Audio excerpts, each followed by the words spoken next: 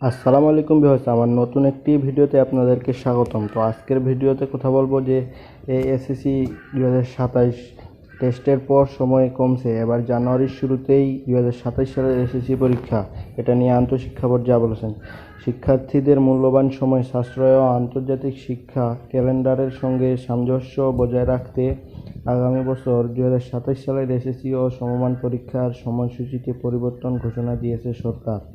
ঘোষণা অনুযায়ী আগামী বছরের 7 জানুয়ারি থেকে শুরু হচ্ছে এই পরীক্ষা।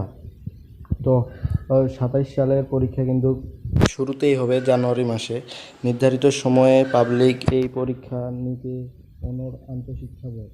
শিক্ষা মন্ত্রণালয়ের 2026 সালের শিক্ষাপঞ্জি অনুযায়ী এসএসসি নির্বাচনী পরীক্ষা আগামী 28শে অক্টোবর থেকে শুরু হয়ে চলবে 10 নভেম্বর পর্যন্ত। আর ফলাফল প্রকাশিত হবে 18 নভেম্বরের মধ্যে। ফলে পাবলিক এই পরীক্ষার আগে শিক্ষার্থীরা সময় পাচ্ছেন 1 মাস 26 দিন, অর্থাৎ প্রায় 2 মাস। অন্যান্য সময় 2.5 থেকে 3 মাস পর্যন্ত সময় পেতে মাধ্যমিকের এসব শিক্ষার্থী।